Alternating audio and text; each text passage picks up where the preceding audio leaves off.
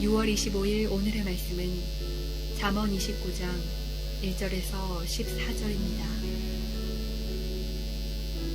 자주 책망을 받으면서도 목이 곧은 사람은 갑자기 패망을 당하고 피하지 못하리라. 의인이 많아지면 백성이 즐거워하고 악인이 권세를 잡으면 백성이 탄식하느니라. 지혜를 사모하는 자는 아비를 즐겁게 하여도 창기와 사귀는 자는 재물을 잃느니라. 왕은 정의로 나라를 견고하게 하나 뇌물을 억지로 내게 하는 자는 나라를 멸망시키느니라.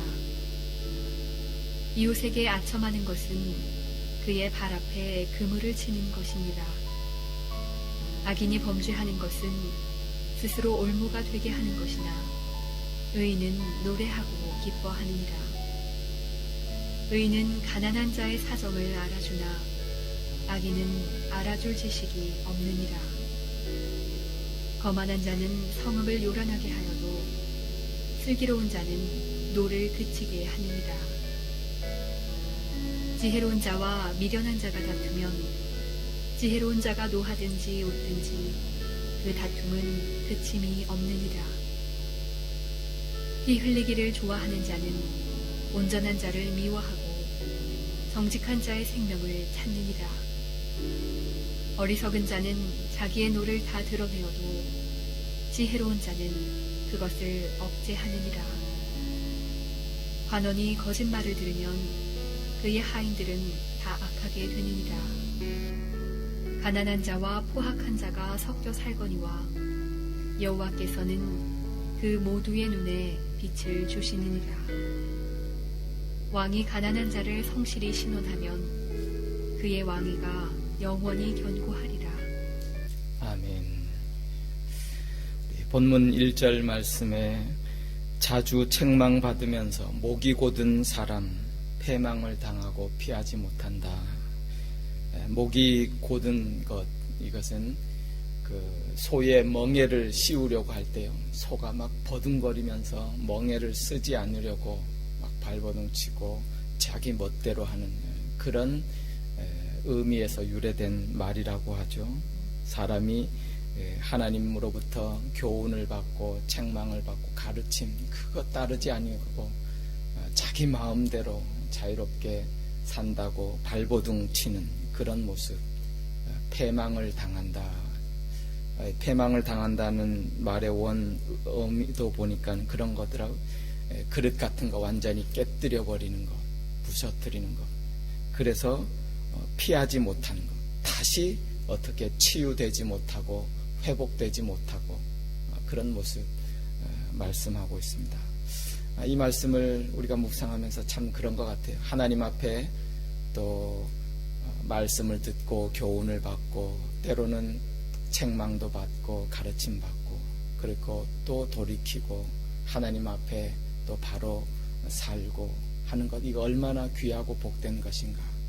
또 한편 우리가 기억해야 될 것은요, 이런 삶이 언제까지나 계속되지 않아요. 하나님 앞에 회개할 것도 회개할 기회가 있잖아요.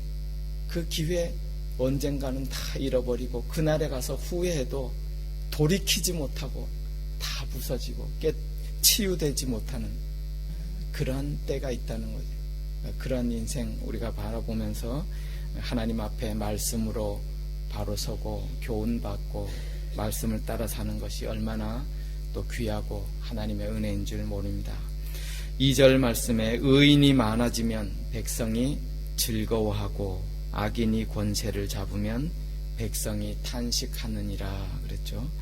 여기서 많아진다, 이 말의 뜻은 숫자적으로 사람이 여러 등장하는 그런 것보다는 사실은 권력을 많이 얻게 되면 그런 뜻이라고 그러죠, 원문이. 그러니까 뭐예요? 의인이 권세를 잡으면, 바른 사람이 권력을 잡으면 백성이 즐거워하고, 그러니까 뒤에는 같죠. 악인이 권세를 잡으면 백성이 탄식하는 것. 참 지도자, 권세를 가진 지도자가 얼마나 중요한가. 오늘이 6월 25일입니다. 우리 한국의 6월 25일 6.25 전쟁이 발발한 지 꼭 65년 맞죠? 아마 65년 죄송합니다. 65주년 되는 그런 날입니다. 그때를 이렇게 돌이켜보면서 하나님의 은혜로 참 그 폐허된 그 어려운 우리 민족사 나라사의 역사에서 하나님이 참 세계에 이런 기적을 일군 나라가 없다 그러잖아요. 하나님의 큰 은혜요. 또 우리가 마땅히 감사하고 영광을 돌려야 될 줄 믿습니다. 이런 나라를 생각하면서도요, 오늘 말씀 보면 나라의 지도자가 얼마나 귀하고 중요한가. 그 지도자에 따라서 백성이 탄식하기도 하고 어려움을 겪기도 하고, 때에 따라서는 하나님이 세우신 또 하나님의 말씀을 두려워하고 백성을 사랑하고 아끼는 그런 의인이 참된 지도자가 서면 백성이 즐거워하고 나라가 흥왕하고, 그런 지도자의 중요성을 바라보면서 또 우리가 나라와 민족을 위하여서 또 마땅히 기도하고 하나님 앞에 간구하고, 또 이 말씀이 나라의 지도자이겠습니까? 우리 모두가 어떤 의미에서 한 가정의 또 부모님으로서 또 지도자로서 또 우리가 어떤 단체의 그런 책임을 맡은 지도자로서 하나님 앞에 바로 선다는 것, 하나님의 뜻을 분별하고 말씀을 따라 산다는 것이 얼마나 귀하고 하나님 앞에 귀한 책임이고 중요한 일인가 다시 한번 생각해 보면서 또 하나님의 은혜를 구하게 됩니다.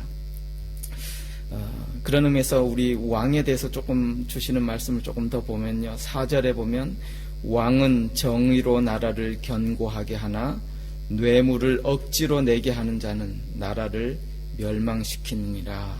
여기서 뇌물이라고 하는 것, 또 원어에도 그러지만 공물 이런 의미가 있어요. 왕이 옛날에 백성들에게 강제로 바치라 그러는 거니까 내라 그러는 거 있잖아요.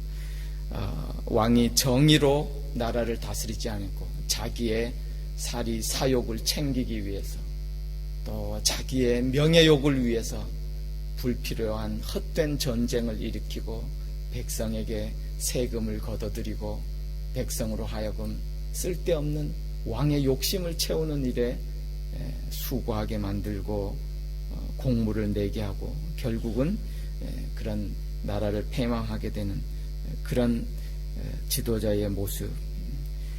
반면에요, 우리 7절 보시고 7절에 보면 의인은 가난한 자의 사정을 알아주나 악인은 알아줄 지식이 없느니라. 참된 하나님의 사람, 하나님의 마음을 품은 사람은 가난한 자의 사정을 알아줘요. 헤아려줘요. 주님이 말씀하셨어요.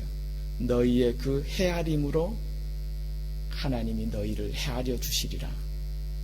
굉장히 참 중요한 말씀. 우리 제가 이렇게 남미나 미국이나 마찬가지 여기는 팁 문화잖아요. 팁을 이렇게 얹어주는 거잖아요. 한국에서는 그렇지가 않잖아요. 그냥 가격만 내면 돼요.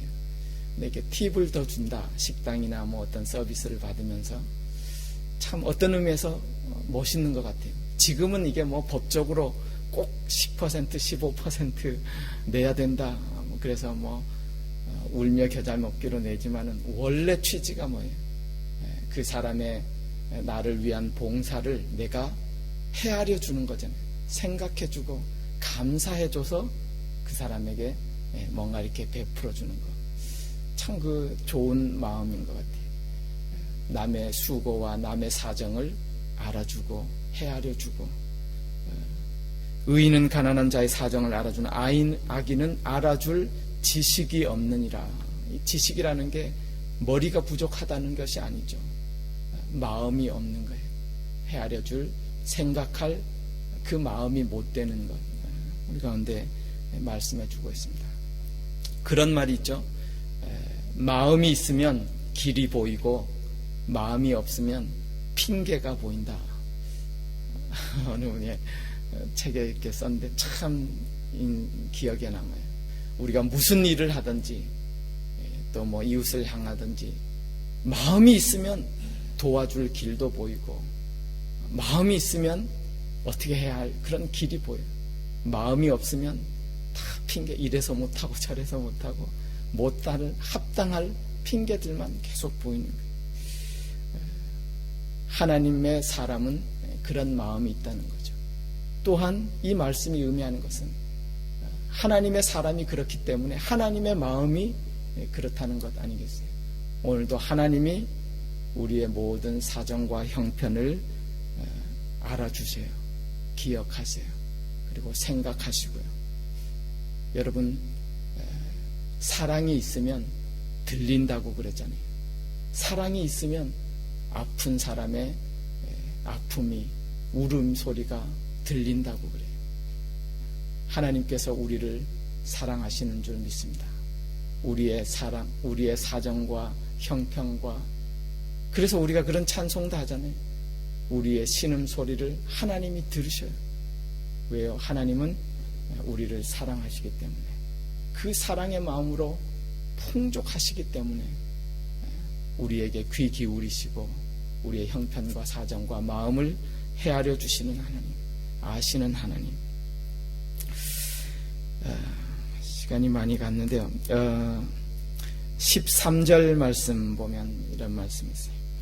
가난한 자와 포악한 자가 섞여 살거니와 여호와께서는 그 모두의 눈에 빛을 주시느니라. 그런데요, 이 말씀이 그런 의미죠. 모두의 눈에 빛을 주신다라는 것은 1차적으로는 육체의 생명을 주신다, 그런 말씀이에요. 그 뭐예요? 가난한 자, 아니면 또 이 가난한 자를 막 학대하고 뜯고 등쳐먹고 이런 뜻이건, 그 포악한 자가 이 세상에 같이 사는데 모두에게 하나님이 생명을 주신다, 그런 의미예요. 그러니까 이 말씀 속에서는 뭐 악한 자에 대한 심판과 평가를 내리시는 게 아니고, 그 모든 생명을 하나님이 주관하고 계신다, 다스리고 계신다, 그런 일차적인 그런 의미입니다. 그러니까 우리가 이 땅을 살면서도 하나님이 다 모든 사람을 주관하시고 다스리시고 하나님의 손에 달려있다라는 사실을 다시 한번 기억하면서 우리의 사정과 형편을 아시는 하나님, 또 하나님이 이 모든 세상을 주관하시고 주권적으로 인도해 가시는 그 하나님의 손을 우리가 바라보고 믿고 의지하고, 우리가 하나님 앞에 먼저 바로 설 때에 하나님이 또 합력하셔서 우리의 삶을 복되게 하시고 인도해 주신다, 그런 말씀입니다. 오늘 말씀 이렇게 좀 짧지만 이렇게 정리하면서 다시 한번 1절 말씀이 이렇게 기억하게 됩니다. 어떤 사람은 소가 멍에를 매기 싫어서 발버둥 치고 막 뻗뛰고 그렇게 나갔다가 결국은 패망하는 인생. 그러나 우리는 주님이 말씀하신 것처럼, 주님도 그렇게 말씀하셨잖아요. 이 수고하고 무거운 짐진 그 모든 인생들을 향해서 내게로 오라. 내게로 와서 나의 멍에를 메고 내게 배우라. 내 멍에는 참 쉽고 가벼움이냐. 주님의 멍에를 맨다는 것이 뭐겠어요? 오늘 말씀에 비추어서 하나님의 말씀을 내 삶의 기준 삼고 그 말씀을 믿고 의지하고 순종하고 하나님의 뜻을 붙들고 사는 그런 인생, 하나님께서 책임져 주시고 하나님이 복된 삶으로 인도해 주신다, 그런 말씀입니다. 여러분, 로마서 1장에 보면 그런 말씀이 있어요. 하나님이 하나님을 거부하는 사람, 거절하는 사람을요 심판하시잖아요. 그런데 참 무서운 말씀이 있어요. 로마서 1장 28절에 보면 그들이 마음에 하나님 두기를 싫어하며 하나님께서 그들을 그 상실한 마음대로 내버려 두사 합당하지 못한 일을 하게 하셨으니 그것이 무서운 하나님의 심판이. 하나님 마음에 두기 싫어하는 사람 하나님이 내버려 두신다는 거예요. 그냥 놔둬버리시는 거예요. 그리고 그냥 자기 멋대로 하다가 그냥 패망하는 거예요. 그러나 하나님이 사랑하는 사람, 하나님이 은혜를 베푸는 사람, 오늘 말씀처럼 때로는 징계고 채찍이고 아픔이지만 그 하나님의 채찍과 책망과 징계 속에는 하나님의 사랑이 있는 거예요. 내버려 두시지 아니하고 우리 가운데 오셔서 교훈하시고 가르쳐 주시고 이끄시고, 그것이 하나님의 사랑이에요. 그 하나님의 사랑을 수용하고 그 하나님의 말씀을 우리 멍에 삼고 우리가 그 주님과 함께 그런 삶을 사는 것, 그것이 복되고 또 하나님으로부터 참된 귀한 성공의 삶을 살아가는 것, 우리가 오늘도 기억하면서요, 오늘도 주신 우리 삶 속에서 주의 말씀 붙들고 주님과 동행하는 귀하고 복된 삶 되시기를 주님의 이름으로 축원합니다. 찬송가 453장을 한번 찬송하겠습니다.